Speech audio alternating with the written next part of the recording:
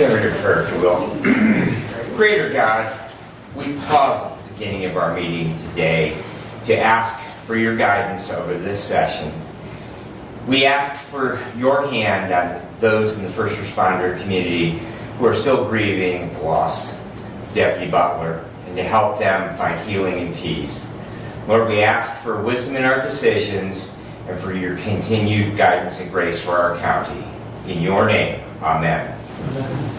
I pledge allegiance to the flag of the United States of America and to the republic for which it stands, one nation, under God, indivisible, with liberty and justice for all. Don't feel bad, I did that. All right, thank you. Make a motion to move the meeting outside? Do what? Make a motion to move the meeting outside? Just because it's a beautiful day? Oh, man. Might be tough on the YouTube recording. All right. Have our first call out to the public. I'll read our rule. A member of the public may address the board after receiving recognition from the chairperson and giving his or her name. Public comment shall be limited to a period set aside at each meeting for such purpose. Each speaker shall have the floor for no longer than 5 minutes unless the board grants an extension. Board of Commissioners Rules of Procedures and Bylaws 5.13-3. We also ask you to be respectful. We are public comment. Anyone wish to address the board at this time? Hearing, seeing none, we'll move along. Consent agenda. Motion to approve the consent agenda as presented. Support. Any additions or corrections? Hearing none, all those in favor signify by saying aye. Aye. Opposed, same sign. Correspondence is listed. Any comments on correspondence at this time?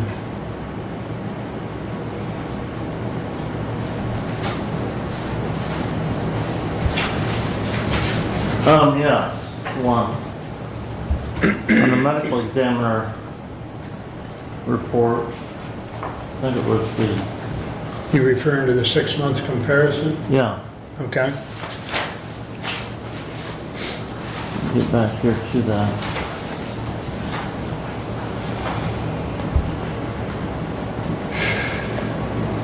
Oh, 2000, and the comments there underneath the first half of the year. 2024, one gender unknown. It's from the medical examiner. You're either XX or XY, scientifically. That paperwork may not be back. We can ask Sarah for that. So.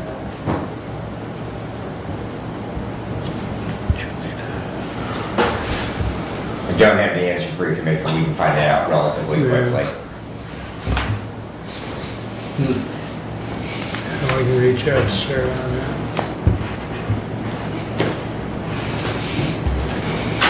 Yeah, okay. Anything else on correspondence?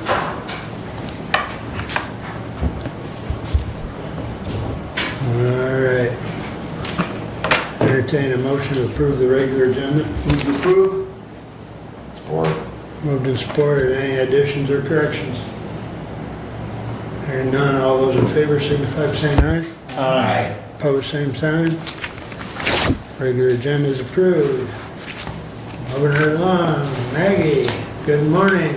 Good morning. Thank you for having me this morning. So I'm here to report on behalf of the Hillsdale County Senior Services Center. And I've provided you all with a bag. There's a lot of good information in there, our newsletter, COVID test kit, our activity calendar, and flyers on upcoming events. So if you don't need them or want them, please share them with others. So the center is hosting financial fitness classes, which are facilitated by the Community Action Agency. That has happened throughout the month of July, and the last class is scheduled on July 23rd. Topics include spending, saving, borrowing, and planning. Also, in regards to community collaboration, connection, outreach, and networking, we collaborated with the city of Hillsdale for the Rails to the Dales event. And what that consisted of was Perennial Park providing shuttle rides for those who are physically unable to walk that short distance into town to enjoy the festivities.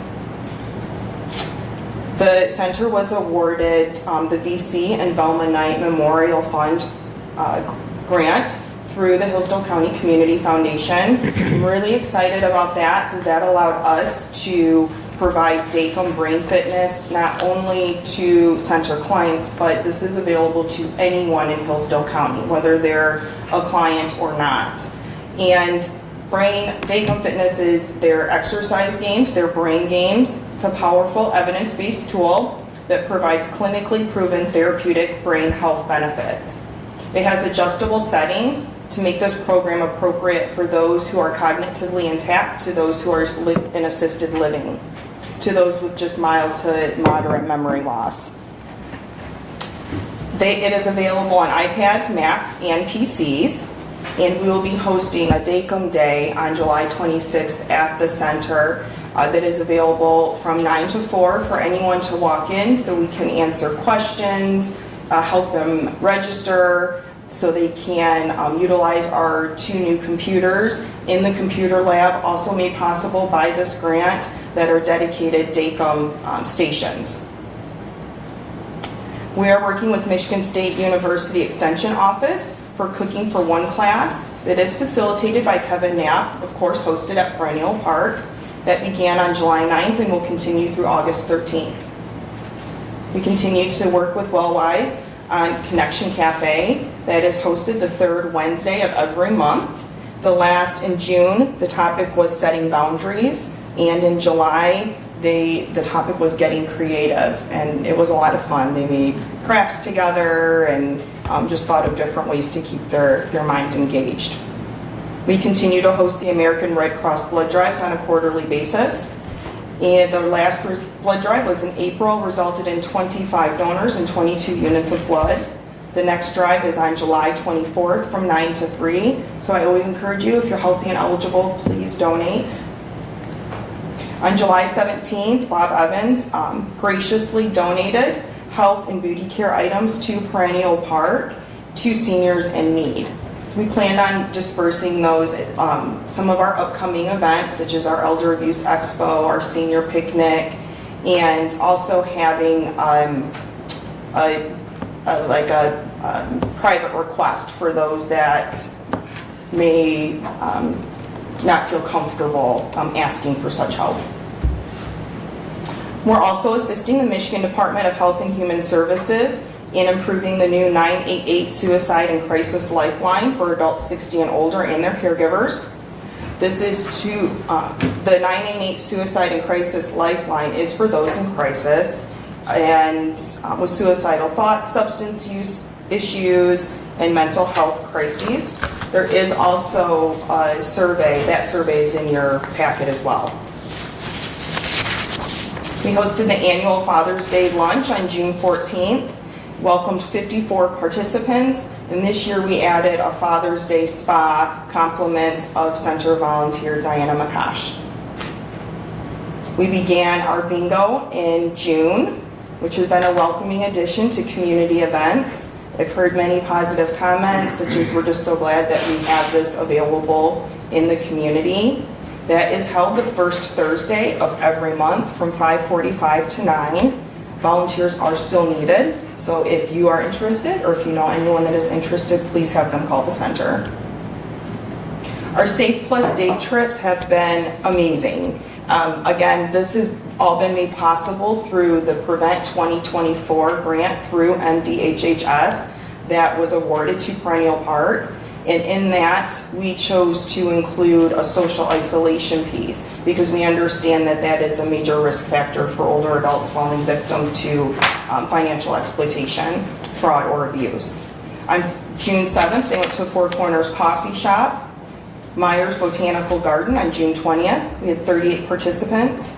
Sauter Village on July 11th with 29 participants. And upcoming outings that are scheduled are on September 10th to Shipshawana and Hidden Gardens on August 1st.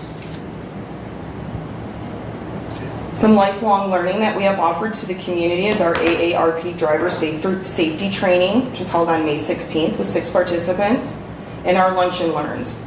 On June 24th, we welcomed guest speaker Dr. Heather Green from Omega Physical Therapy, who presented on women's health. On July 25th, we welcome Mr. Whitaker to present on safety and educate the public on the upcoming millage proposal. Our spring appeal is also in your bag, and a key measure of success in our spring appeal for the 2024 to 2029 strategic plan is to update our technology. And we want to make sure that that is really tailored to the needs of our staff and our clients. This will enable us to increase our mission impact, update some of our software, and include digital, non-digital, and hybrid options, not just for the staff, but for our stakeholders. We had our well-wise pragmatic and fiscal assessment. The pragmatic assessment is conducted, it's pretty much the whole month of July. So we're still in the process of that. But we did have our non-residential audit, which is specific to our adult daycare services. That was conducted on site and in person by the state of Michigan on June 20th and by Wellwise on July 2nd. The state of both of them were satisfied, it passed, and I am excited to share that the state of Michigan visit was unannounced, and it was shared with me by the inspector that Perennial Park was the first organization in the last 2 weeks that she had inspected that received no citations. So I credit the staff for that. They are phenomenal. Excellent. We hosted our ADC Intergenerational Day, and this has really become an annual event. Of course, we would like to include it more as able, but this event included elementary age children and adult daycare clients. We celebrated the 4th of July holiday together by dressing in red, white, and blue, making 4th of July crafts, and having a picnic in front of the center. It was a joyous time together, and we even had some congregate members join in the fun on their way out. I do have a success story. We had a client who was in rehabilitation, a local rehabilitation facility, and wanted to return home, but really needed some support and needed assistance with coordination in making that a reality for her. And so proudly, with the assistance of Perennial Park staff and the Adult Day Service Program, we were able to allow her to stay in her home. Support groups continue to host Parkinson's disease support group, Alzheimer's support group, caregiver cafe, and kinship care. The Parkinson's disease support group welcomed a virtual presentation with Jerry Hurtubise. He's a retired San Francisco attorney and also an author of The Parkinsonian Democracy. His presentation was well received, and he would like to continue to share his education with us. Facility improvements. I would like to extend a special thank you to our anonymous donor who provided a new bridge for us, a walking bridge. So the bridge that we had was not, safety was becoming an issue, and it just didn't look very nice. So we have a wonderful new bridge. It's beautiful, and we are deeply grateful for that. We also were able to update our congregate tables and chairs, and this was very, just a huge accomplishment for us. It replaced the 20-plus-year-old furniture that was there. We also added handicap accessible tables to increase our compliance with ADA buildings. And I've heard positive comments from the community.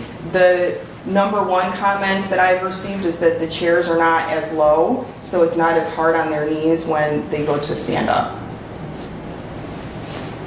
Some other facts that I just wanted to share that the center has done is we've really tried to combat COVID-19 and mitigate the spread as much as we can. From 10/1/22 to 6/30/24, we've distributed 522 COVID test kits at no cost to clients, community members, and staff. We've taken safety measures not only this year, but every year during the hot summer months and in the cold frigid months. So when we are under heat advisories this year, we call all of our clients. On top of having direct care workers in the home and Meals on Wheels deliveries to have that eyes on, we're calling them from the center to make sure that they're okay and offering fans if they need one. We did get some requests for that and distributed 12 fans total. Every year, the community nominates for their favorite businesses, and out of the numerous nominations, I'm pleased to share that Perennial Park Fitness Center was on the ballot as one of the top 5 best fitness centers in 2024 Community Choice Awards. The voting ended on July 15th, and winners will be announced on September 27th. So we look forward to here being recognized that we won.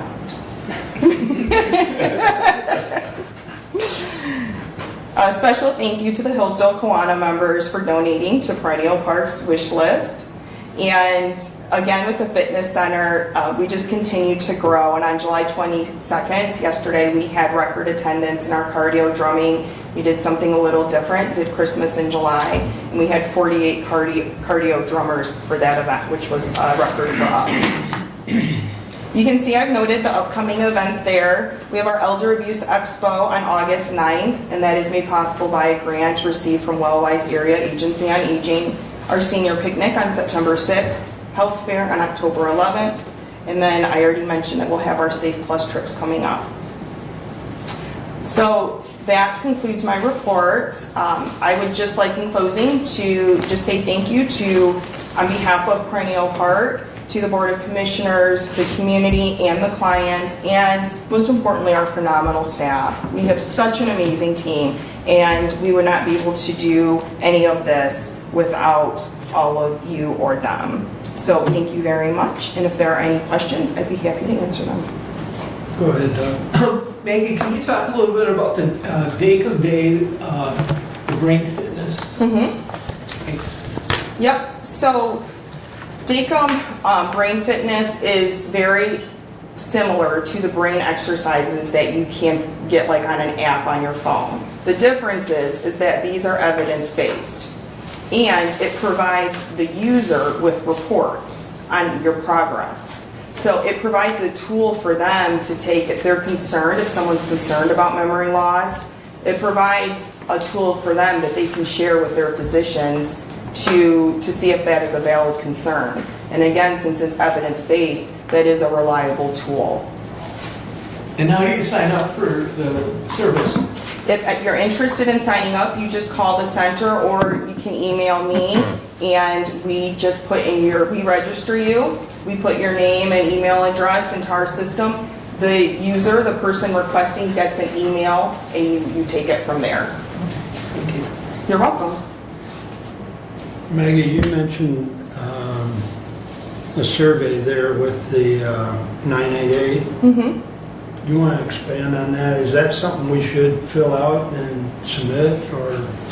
I think it is. So they're looking for ways to improve that system. So, and they want to make sure that they're reaching people in the way that they need to be reached. So I would encourage you to fill it out. The more feedback that they have, the better that we can make that for other people. There is a survey, the survey that is in your packet, you can do it by paper, or you can scan the QR code and do it online. Okay. Yeah, I think that's an important, the more streamlined and the more efficient that can become, hopefully it makes a difference. So, yes. So in researching mental illness in older adults in Michigan, Michigan ranked the highest in 4 out of 6 categories. And that was, depression, anxiety, social isolation. I can't remember all of them, but we ranked the highest in 4 out of those 6 categories. And often mental illness is underdiagnosed and undertreated in older adults. Well, depression alone is, the upper Midwest is because of all our cloudy days and overcast. Yeah. So, okay, thank you. You're welcome. Any other questions for Maggie? Sure. Go ahead. Rick. Maggie, I just want to thank you, the center, for your continued efforts in regards to educating the population that you serve in regards to scams. It is just the amount of money that is lost every year to that is just unbelievable. And so it is something that really, really needs to be driven home. The other is the elder abuse, working with adult protective services. Very, very important work, and I greatly appreciate it. Thank you. Thank you very much. Great job. All right, thank you. Have a nice day. Thank you. So Maggie got to talk about the fun stuff. I'll talk about the numbers. There you go. What I have here is the third quarter. It's page 1. Year to date would be page 2. And then our balance sheet would be page 3. Couple of things I just want to know Thank you. is you'll see that our donations were up tremendously in Q3. We did receive a $150,000 anonymous donation. That person wishes to remain anonymous, but we are very grateful for them. They came to us because we helped with their elderly parents. So, a few other things I want to point out too. As far as expenses go, raw foods, that's our big heavy hitter with our Meals on Wheels or congregate and just making sure everyone gets fed. Our nutrition director has done an amazing job at keeping those costs as low as she can, even by shopping different vendors and just being very resourceful. Maintenance, that's another heavy hitter. That's much higher than what we were expecting, and it's probably going to continue that way. So we are starting reserves for a maintenance reserve, a vehicle reserve, and a technology reserve, so we can stay on top of all these unforeseen expenses. But with all that, as you can see, we ended quarter 3 with a net income of $178,000. $150,000 of that is that donation. Now, if we look at year to date, you'll see our net income was $205,000. Meaning, if we never received that donation of $150,000, we'd be about $55,000 in the black year to date. Any questions?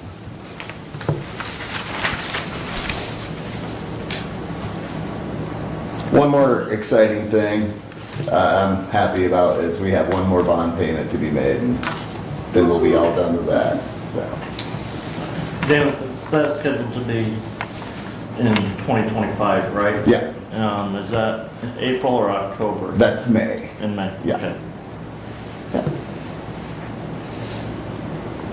And then, as a reminder, when that bond payment is done, then the county will transfer the Yes. real estate to the center as Correct. part of that agreement Yeah. many years ago. Right. When that mills was first done, the county was the property owner there until that bond payment was Yep. repaid, so. Yep. Correct. Was that in fact renewed when the expansion was done, Commissioner? I believe that it It was, right, well, but it was Right. done initially, Right. Mhm. and, right, yeah, part of our lease, part of our agreement with the center is that, right, when that bond is paid off, that real estate will transfer back to the center. Now, if you guys think of anything or have any questions, please feel free to reach out. All right, Thank you, Dan. Thank you, guys. thank you. All right. Anything else for us, Maggie, or? I think there's some goodies in the back corner. Oh, Yes, there are some cinnamon rolls that oh, our nutrition director made for you guys, so please enjoy it. all right. Totally healthy too, right? Absolutely. I'm just gonna say nutritionist and cinnamon rolls, how's that work? Thank you all. Thank you, Maggie. They're made with whole grain flour. Yeah. All right. Moving right along. So we can get to those goods. Brad, you're up, sir. All right, so under public safety for today, the ambulance providers met in the evening, or actually late afternoon after our last meeting on July the 9th. The new updated drug boxes, you may recall that we appropriated some funds to purchase new ALS drug boxes. Those drug boxes are not yet in circulation. It is our understanding that the hospital has been struggling a little bit with getting those, but they are promised that hopefully we will see those very soon starting to go out. Because of that, they also have not been able to get the changeover for the limited ALS bags. Top of the discussion, the hospital has announced a couple of times to the providers that they plan on charging a restocking fee every time a drug box is exchanged. There's been discussion about that because surrounding medical control authorities surrounding hospitals do not charge that. And I'm sure that will be a continued topic of discussion, especially at our next medical control meeting. So that will be interesting to see how that plays out. I think that the hospital is talking a $25 charge per drug box. There's no way for those providers to recover that cost because they don't bill for the individual things that they use on a transport with a patient. It is either they bill for a BLS, or basic life support transport, or an ALS, advanced life support transport, and then there is a set number of miles, and any miles beyond that, they bill for the mileage, but there is no individual supplies that are billed, and so they're unable to recover those costs. The County Security Committee met on July the 11th, probably the smallest turnout that we had had since my return back to the Board of Commissioners. The committee did go on record as supporting the public safety radio upgrade proposal. They were very encouraging in regards to that, that it is a very needed for the overall security of the county. They also urged the commissioners to continue supporting training for CPR, stop the bleed, naloxone training for all of our employees. They feel that that is an important component of our overall safety plan, not only for our employees, but also for those members of the public that visit all of our buildings throughout the county. The 911 board met on the 17th. They've had problems in the last couple of weeks with the Camden, Osseo, and the tower at Central Dispatch. Interestingly, they had to replace the Cat5 cable that runs from the building out to the tower. They believe that at some point someone who had done maintenance on it from one of their service companies had actually somehow removed some of the coating, about a 2-foot long section of the covering, the sheeting on the outside of that, and then had facilitated a repair with what looked to be silicone caulk. Not the best thing. The water had actually gotten into it in that sleeve, and water was actually running out of that cable when they brought it in, but they did replace all of that. Hopefully that will solve the problem with the tower there at Central Dispatch. They also will be probably by the end of this month, so next week, at full staffing out there, which is really, really nice. They have one of the 2 employees that one of them was a previous employee, and they have completed the training program. They have another employee who should complete that by the end of this month, and that will bring them up to full staffing, which will help them budgetarily. One of the comments that was brought up was payroll expense, and primarily that payroll expense is running ahead of where they would expect to be at because of the overtime they've had to pay. Once they will have full staffing, that will help significantly with that overtime expense. I was unable to attend the County Fire Association quarterly meeting Sunday. Commissioner Laney, I greatly appreciate your stepping up and being able to do that. I was on EMS duty at Faster Horses Sunday afternoon and overnight, and so consequently I was unable to attend, so I'm sure that you will have something to report on that. And again, I would like to acknowledge and appreciate very much your willingness to travel down to Montgomery for that. There will be a community information open house tomorrow from 2:30 to 6:30 at the Jonesville Police Department. That is to provide information and answer questions regarding the public safety radio proposal. And I know that has been fairly well publicized, but if you do interact with anyone who still has questions on that, I would encourage them to attend and get those questions answered. The Domestic Violence Treatment Court Committee will meet next week. That's an afternoon meeting, I believe, next Tuesday. North Adams will celebrate their annual North Adams Heritage Days on August the 10th. And the highlight of that event is always the annual outhouse races. Pretty wild and crazy times there in North Adams. They'll have some food trucks. And that is always a fun event. And if you are not doing anything in the afternoon and early evening, I would suggest that you attend. It's always a lot of fun. Adams Township is hosting a cleanup day on July the 27th. They will have some containers out of the Township Hall for Township residents. And Ransom Township, they had a position on their board that no one had filed to run in the primary. And they do have a longtime township resident who is running as a running candidate, so hopefully they will be able to seat a full board. Those township boards, they start serving in late November, and so shortly after the general election, they don't wait till the first of the year, so they will be delighted to have a full slate. And that completes my report, unless there are questions. And Commissioner Langer, I did text Sarah at the medical examiner's office. If I get an answer, I will let you know that. Commissioner. Back to the drug boxes. Yes. Those have all kinds of different supplies in them, correct? Well, they have medications, and then there are syringes in there, Yeah. needles. Yeah.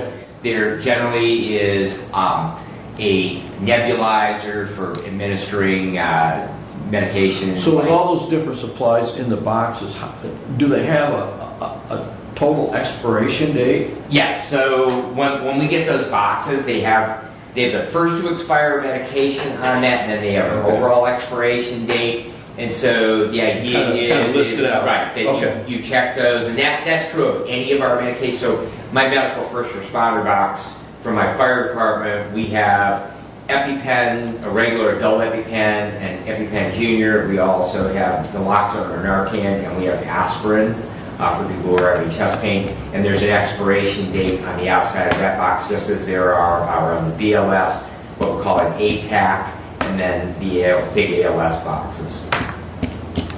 Okay, thank you. You're welcome. Any other questions for Brett? Thank you. Thank you. Doug? I attended the EDP meeting, the Economic Development Partnership. The big item for them was they approved their budget for 2025. For materials management, a letter of extension has been sent to Branch and St. Joe counties. No word yet from those counties. Correct. Correct. Okay, thank you. I would like to thank as well Commissioners Lanius and Benzine for filling in on a couple of meetings when I was on vacation, and that's much appreciated. For facilities, the bell and clock tower has had the final walkthrough and it's been signed off on. You'll see the tower scaffolding will begin to come down as soon as it's coordinated. They need to bring in the proper lifts and so on to get some of that scaffolding down. Has not happened yet because that walkthrough happened last week. And then I do have IT Director Dave Holcomb, who's just come in, and he's got a couple of items that he'd like to present. I just wanted to give you a very brief update on the CrowdStrike affair this weekend. Yes, our county was affected by it. Central Dispatch was affected. One of their third-party vendors had CrowdStrike installed on their systems, and that actually took down, I ran up here, sorry. It actually took down the caller ID portion of Central Dispatch for about 8 hours. And we were able to work around that. Scott took care of it. Scott did a great job. I was out of town most of the day, so it was handled. I don't want to get into all the gory weeds there, but in a public meeting, but we are dealing with some contractual language on the back end about how the third-party vendor will deal with that in the future. I would hope that it wouldn't come to where I get the lawyers involved, but I may. So it's going to be my way or the highway for that vendor. So it's, anyway, only one subsystem was involved. Everything else worked. Any questions? Okay. Any idea why they tried to make such a major change instead of doing it in increments? I mean, they really caused havoc worldwide. Oh, yeah. Delta's still got. Delta's still got a huge amount of problems. Their whole program for their crew. I was on a call yesterday with the salespeople because I've actually been looking at changing us to CrowdStrike for some things that we need on the security side. And they are bending over backwards, literally. They said, if you want to talk to the higher ups, all we have to do is put in a request and we'll get it set up. So they know they screwed up, and they dealt with it quickly, but it had such a cascading effect that it was a big deal. And why they did it at 1 o'clock in the morning on a Friday, you know, there are lots of, in the IT circles, there's lots of jokes about it going around because everybody's getting to where they can joke about it a little bit on the IT side, but it's still having fallout. And along with that, Microsoft had put out an update that was causing some lesser havoc with server reboots and such, but we were fortunate that we didn't run into any of that. So, but it was nothing nefarious on anybody's part. It was some poor sap of an employee somewhere on the planet pushed a button as he was told to do, and it started shutting stuff down. So it was. You had a question? No, just a statement. It kind of shows how vulnerable we really are, right? Oh, absolutely. And how Absolutely. reliant we are on that system. Yeah, it's going to be behind the scenes over the next 6 months. There's going to be a lot of fallout about putting eggs in one basket and all that kind of stuff. But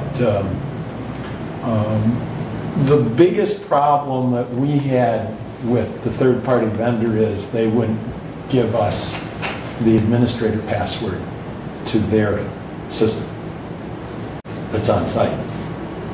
We needed that to fix it. We had to wait for them to send somebody out. That's not going to happen again. At least not while I'm involved. So, like I said, we'll deal with that with the contracts and all that. But it's, yeah. But yes, it does show, and we keep trying to find things, but you know, there are probably at Central alone over 500,000 variables in the mix of everything out there. It only takes one to screw things up, so. Well, I was in Green Bay over the weekend, and Wisconsin was hit pretty hard. I mean, Very hard. there were numerous gas stations that wouldn't accept your credit card. Yes. The credit card readers were down. Some of them, even their cash registers and stuff were down. So it was a big effect. Oh, yeah. Yeah. Did that affect any of the phone systems? It was the phone system out there that was the problem. Because there's an Indiana number that I've been trying, and I've used it before, and it won't go through. Yeah, it's very possible that it affected that as well. It's, we've had some minor issues with phones here, but we suspect that has to do with a routing issue. Okay. The phone companies are notorious for making changes on weekends because they're not as busy, Yeah. and so it's a good time to try to push things out. But they, in the process, they screw things up too. And Telnet, the numbers we're having trouble with, Telnet says it's not on their end. But trying to get AT&T to trying to get AT&T to even talk to you about it half the time is a chore. So, Any other questions? Is this the, not related to that, but the additional fiber going in out front here? You don't know. yes, ACD.net is installing I'll call it a stub piece of fiber to the alleyway, and then they're going to run north and south on the alleyway along the backs of the building. Which, that's fine, good for them, but I hate to see some of the more decent road structures in town torn up, but they're gonna tear them up. So it's, because that piece of alley is in pretty good shape compared to... You may recall when they put all the utilities in that alleyway underground, they used to all be overhead on poles. Oh, yeah. Well, and the commentary more than anything, my disappointment is there are a number of conduits down through all of downtown that are not used. And these companies like ACD, they don't care, they want their own. They won't use what the BPU's got in place, what the city's got in place, what we have in place. They're like, nope, not doing that, we want our own. Which makes me even more suspicious that ACD is probably getting ready to be sold, but I'm not privy to the inside information on any of that. So. But they, in anticipation of the October shutdown of landlines in Jonesville and Hillsdale, that's going to be by AT&T, they're gearing up. So that's good that they're doing some construction. Kind of a long answer to your question, but any other questions while you got me? No? Okay, all right, Thanks for running up. you're welcome. No further information. Okay, very good. Brent? All right. Well, had hoped that we were going to have our budget presentation today by the auditor, but that got bumped back, I believe, to our next meeting. You all can receive a copy of that audit by email, so if you have questions, reach out to myself or Derek on that, and the general public can view that audit also on the State of Michigan website as well. MERS, do we know when Marnie's coming? Next meeting. Next meeting as well, so we'll Yeah. have a report on our MERS defined benefit plan that is closed for the sheriff No, department it's employees, but September. first meeting in I'm September. sorry, September. Yeah, first meeting in I'm sorry. September. Yeah, So, I'm a month out. yeah. Budget requests for 2025 have been sent out to all the department heads. The deadline to get those in is August 31st. The plan is that Derek will be working with those department heads even before that date to schedule meetings with the budget committee so we can go over those budget requests. That August 31st date is later than we've been the last few years for getting those budget requests back in, but that coincides with the date that's set in the personnel handbook for department heads to also request changes in levels to job classifications within their office. So we wanted to make those dates coincide with each other so that they had those requests into the personnel committee and their budget requests into the budget committee at that point in time. In the packet, one of the items underneath communications was the communication from Lifeways for their funding request for 2025. That is, the amount requested is the total amount that's anticipated to be generated from the Lifeways millage. This year, remember, we use part of the millage money to meet our statutory required contribution to Lifeways. And in 2025, that figure is still $194,000 that we have to contribute to Lifeways. So by having that millage, that does free up that $194,000 in the general fund funding that we can use for other things.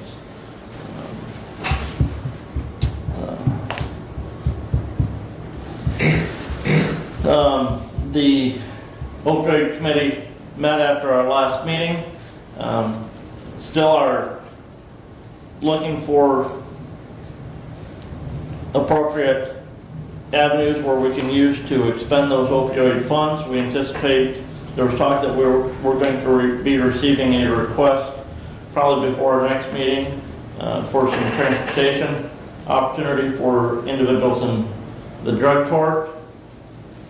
But if any community organization or member has thoughts as to ways that we can use that,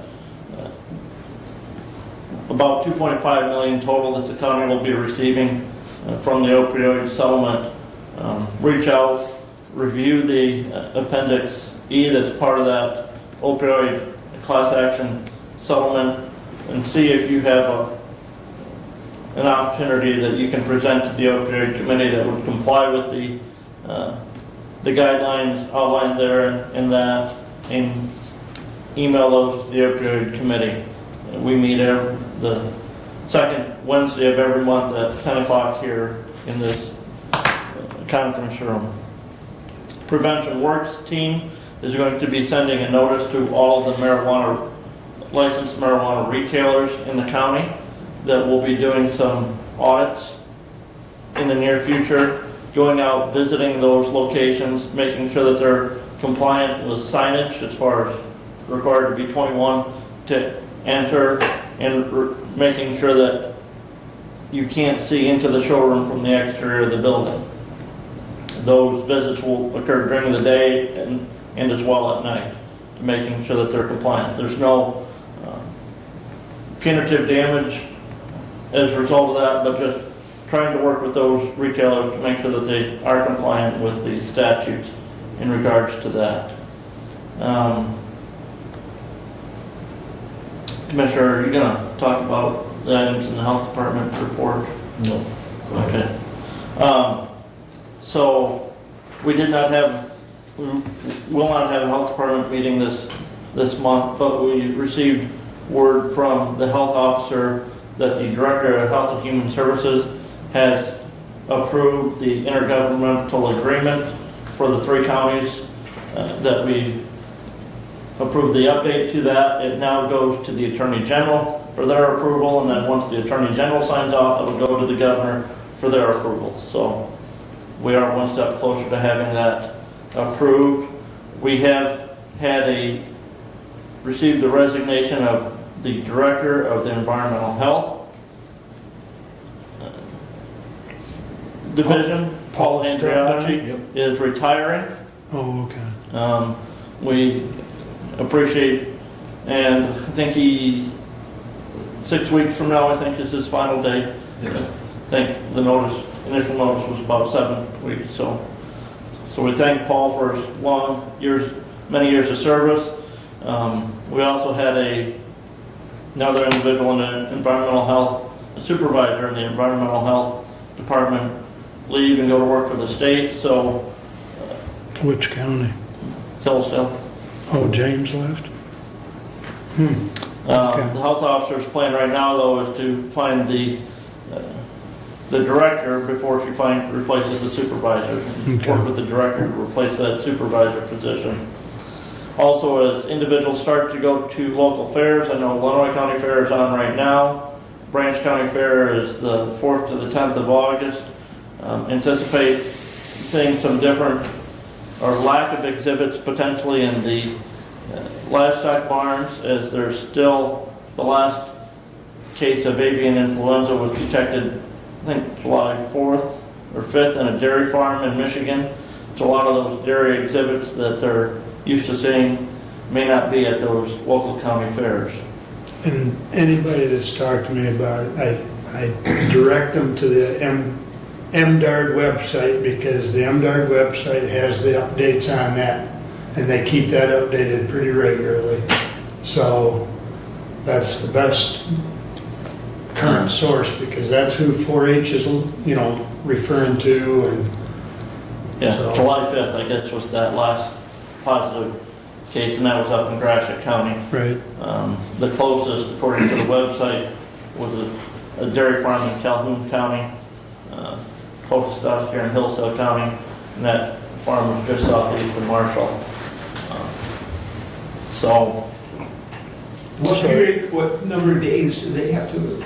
as far as MDARD's rule is, right now, I believe no exhibiting of lactating dairy animals or dairy animals within 2 months of milk production until there's been 30 days or 31 days since the last positive test.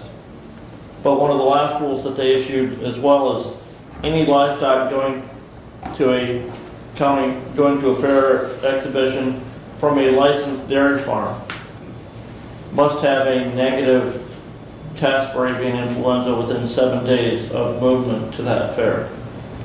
And so that was a little confusing for some because at one point, some of the folks bringing Holstein feeder cattle or Holstein steers thought they needed to be tested, but only if they're coming from a lactating dairy farm.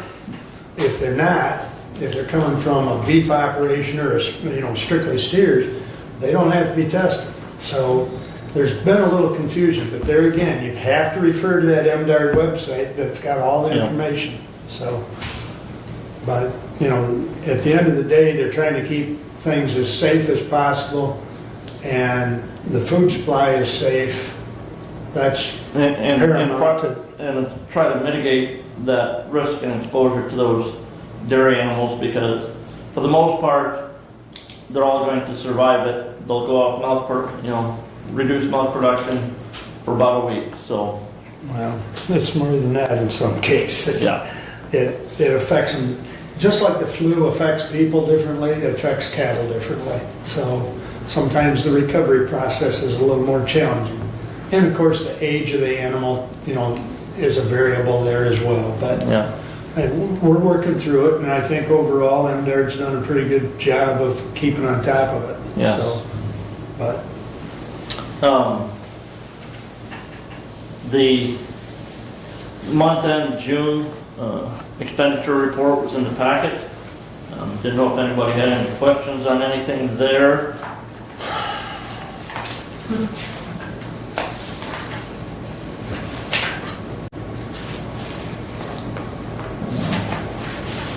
I forget right now where we were at for overall through the month.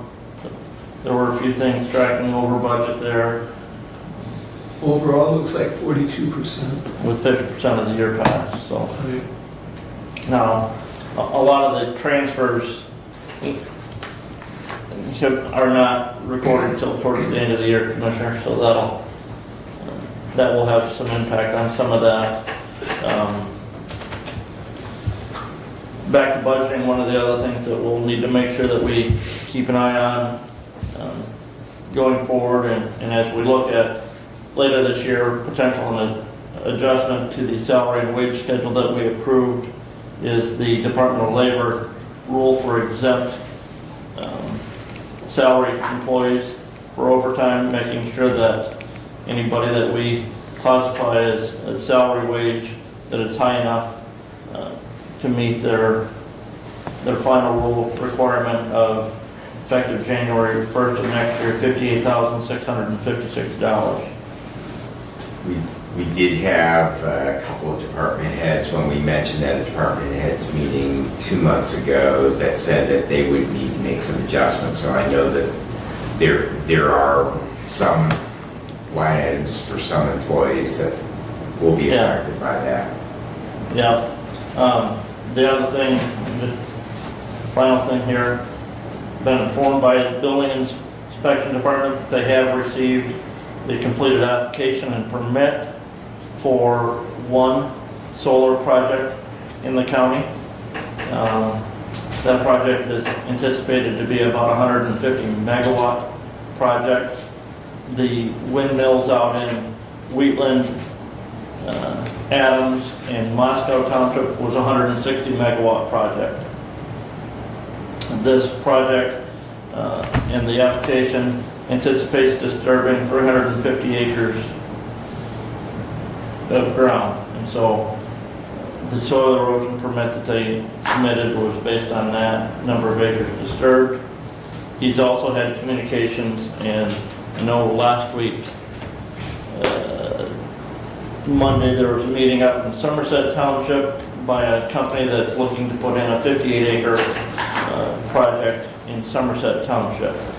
Don't have the applications, the permits, or application for that permit yet, but the one that we have is one that we thought we would have 2 years ago. So it actually has finally come in, and the check is here. So Where's that?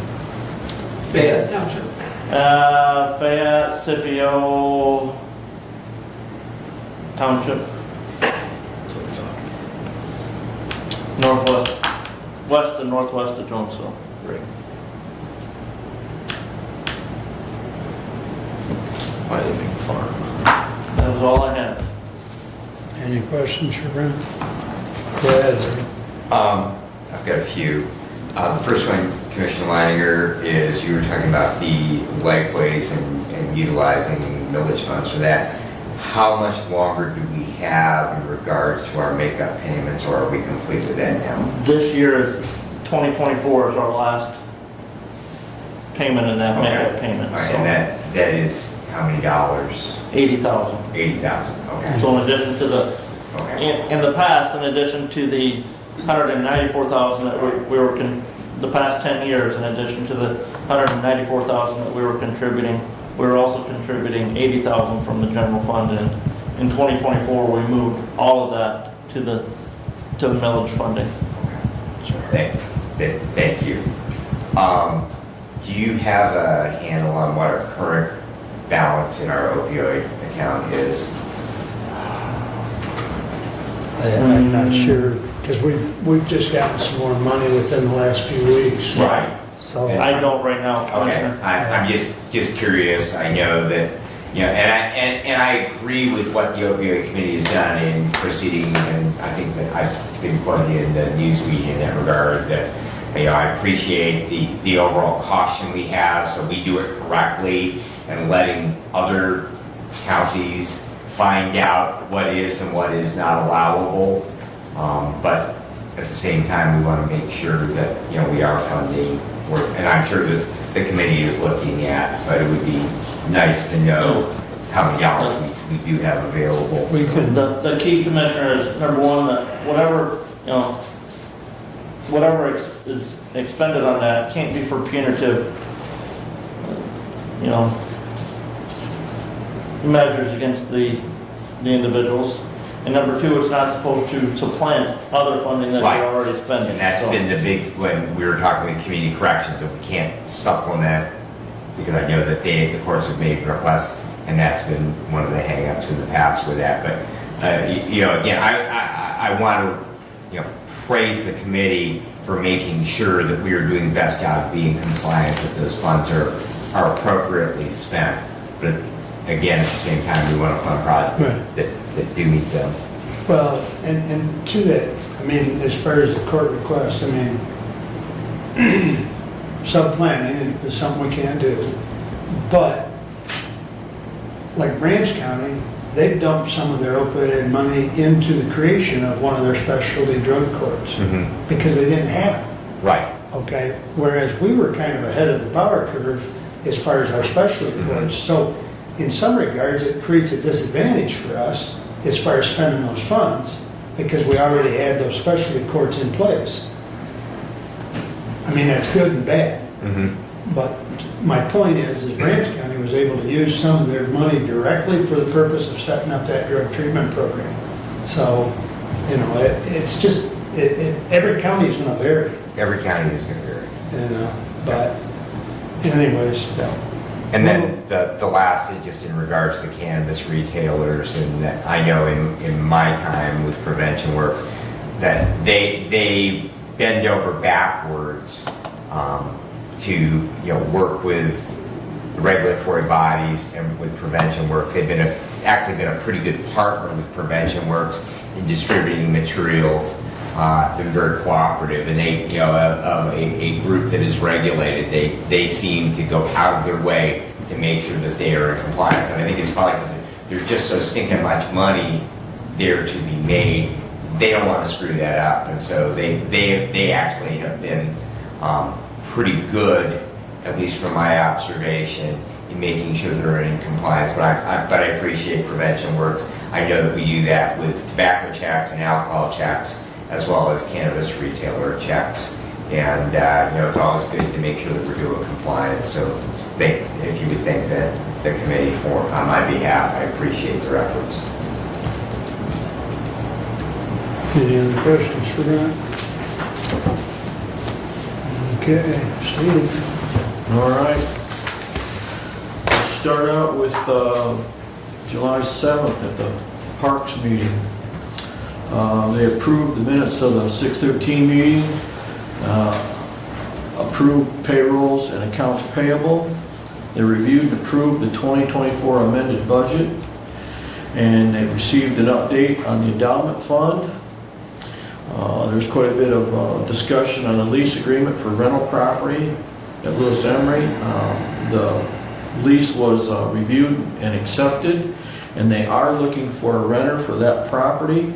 And then they went into a big discussion on weed control at Lewis Emery and how to manage that situation that's developed out there and is growing rapidly. And it looks like they're going to bring in a biologist for advice on how to handle that problem.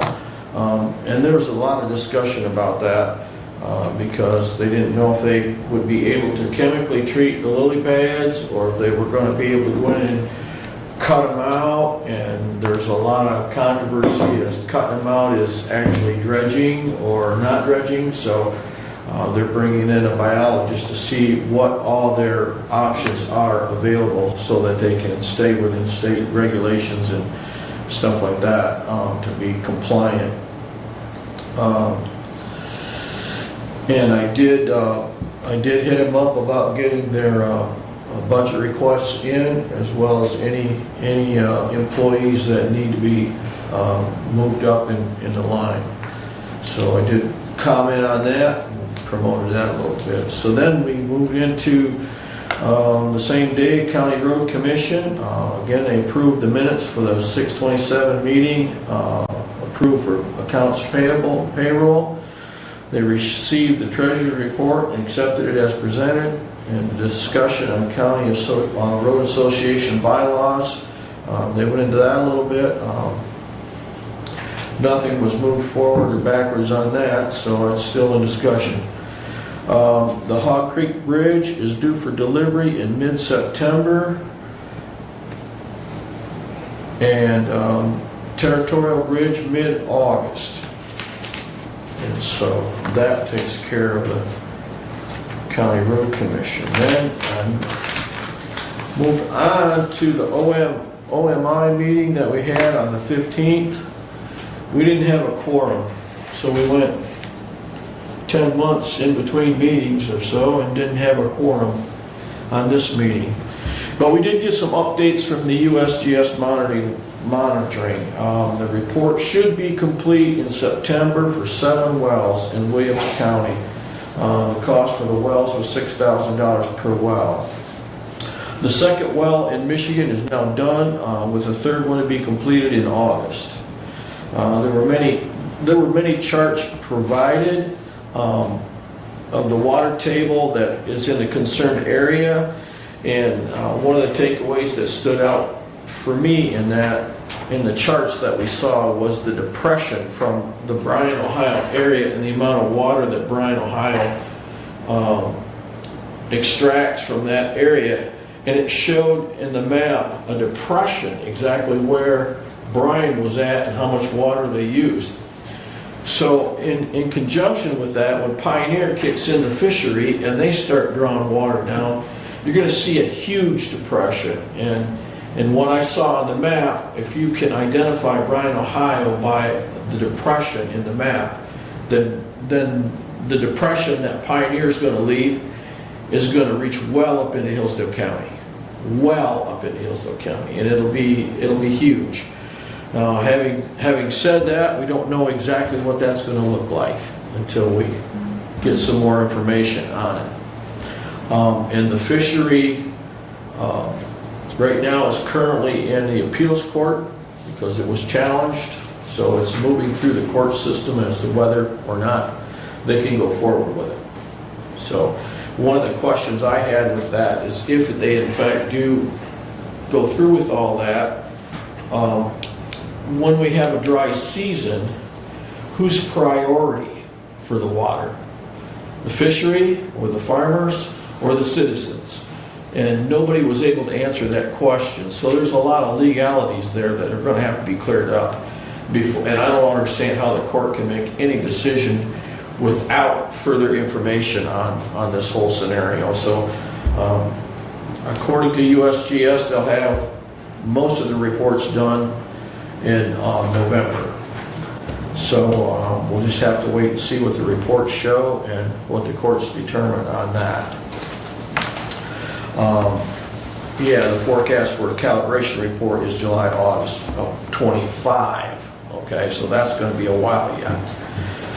The funds for the strain gauges and monitoring from Eagle of Michigan is working with USGS, and the next thing to do is to model the state's hydraulic system and record the data for analysis for water usage. The Department of Water Usage Division of USGS has been moved into the Oil and Gas Division. Isn't that interesting? I don't know why they did that, but that's what happened. Indiana is currently finishing up their report on their water availability and usage. And the next meeting for OMI is December 2nd at 1:30. And so we're looking for more information from that. So it was a rather short meeting because we didn't have a quorum, we couldn't vote on anything or carry off any decision making. But that's the report for OMI. Moving on to the Hillsdale County Firefighters Association on the 21st. That was a short meeting also. There wasn't a lot of business to happen. They accepted minutes for the 4/21 meeting. They approved the treasurer's report. And classes for firefighter training will begin in November. And they're looking for volunteers for that also. August 10th, Montgomery Kids to Kids program, the annual event will be August 10th there, and Montgomery will be distributing 600 backpacks full of supplies. Please attend if you can. And that concludes my report for July 23rd. Any questions for Steve? Go I ahead. do have a question on the depression from the OMI in the land and so on. Was there any discussion on the impact on structures like roads or foundations? I mean, if the water is going down and the land is shifting, the impact that's... Well, the depression they were showing was the amount of water, okay, that was being drawn out of that area. So it was like if you had a water table and there's a drain over here, then where the drain was at, it showed a depression. So it was mostly a water depression area. Small scale depression. Yeah. Not in terms of you said it was visible. It's not over a wide area that it's visible. No, It's point specific. Yeah, very specific to the Bryan, Ohio area. It was very interesting to see Bryan pointed out in that area on that map. And I've got some of the maps that were emailed. So my to me. question would be again about the structure and so on and so forth. No comments or anything about that, and I'm not sure anybody's even talked about any of that, Obviously, if you take if you take away from something, something else is gonna move. If it's shifting, If it's shifting, yeah, you've got foundations, you've got Yeah. roads, you've got yeah, structures. yeah. Well, I would say that, that would have to be a real finite analysis as far as the aquifers and how they lay out in the land and what's actually underneath buildings that would make a difference. But, some pretty good information, you know, was supplied by all the charts and stuff. And if you want to look at them, I can give them to you. All you do is just send me an email and I'll forward them to you or whatever. And Commissioner, for some clarification on that, the court case that you're referring to there is the city of Pioneer, or the village of Pioneer sued the county because the county rejected their request for a right of use permit through the county road right of way to install water lines out to the well farm because they were going to be Yeah. deeming that as a public water project Yep. for the village of Pioneer. So that is what that's the That's- legal yep. case that is going on now, and I believe it was ruled in favor of the village at the local court level, and then the county appealed that Yep. to the Court of Appeals. And that's where it's at now. Just as an addition to that as well, the Michigan monitoring wells are at the Amboy Township Hall. Those wells were completed, they reported that at their last monthly meeting. Yes. So they do have those, there's one deep and one shallow well there. There's no pumps on them, they just simply have sensors down in them to measure the water table and Yep. withdrawals. So. And Commissioner, there will be 2 other sites down there as well. Correct. Yeah. And they will be completed in August. According to what they told us. Anything else? Okay.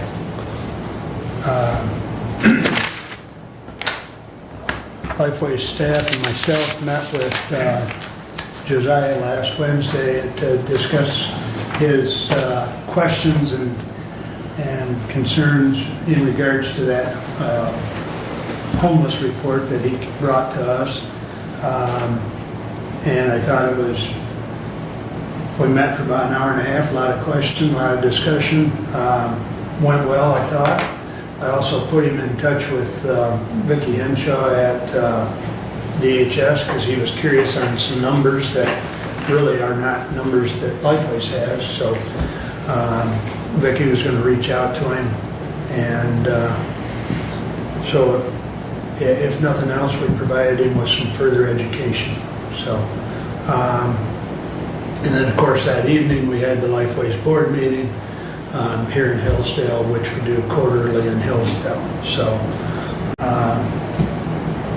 and then the facility meeting the week before. Still moving forward as far as a location for the new Lifeways facility. That is not public at this point. It's not finalized. There's still some phase inspections, phase 1, and other things going on with the parcel that's being looked at. They haven't broke ground yet? No. The committee did authorize staff to further discussion with the architect to get the drawing, to get to the bank and so on. So everything's moving, it's just, yeah. As soon as I've got anything final as far as the location and possible break ground, I'll pass that And along. their lease is up in March?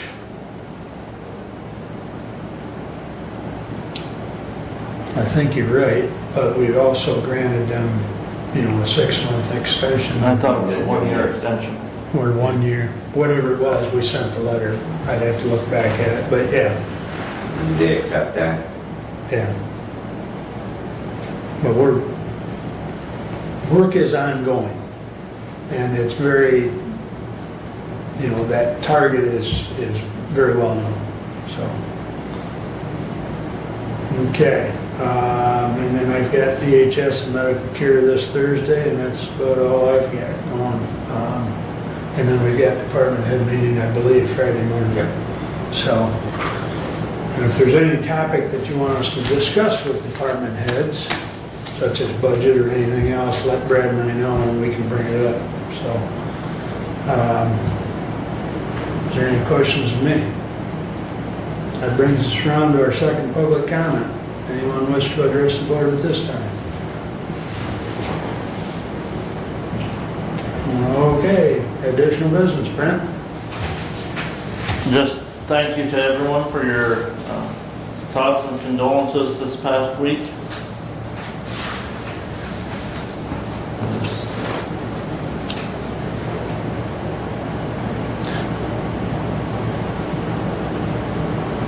And when you're working around equipment, be safe.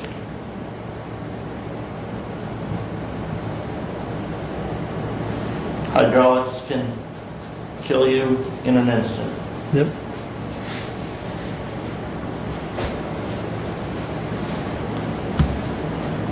Steve, additional business. I'm just continuing to pray for the county and our state and our government and all those involved. We need prayer. Country's moving along, God's moving along. Things are happening. And Friday, I'm excited to go to Norwalk and work on a top fuel car. And I'm taking my driving suit, my fire suit, so maybe I'll get a chance to get in. We'll see. Be careful. Go fast. Well, last Wednesday, I had my first pass in our A-gas Willie. So we didn't make a full pass, but we did lay down a couple of real good test sessions. So that's moving along too. Doug, additional business? Vote, vote, vote. You know, early voting starts July 27, 9 days. The schedule's on the clerk's website. This vote is a very important vote, as they all are. And the more voters take advantage of their opportunity to vote, it's very important, either through the early voting or August 6th. My encouragement would be to vote.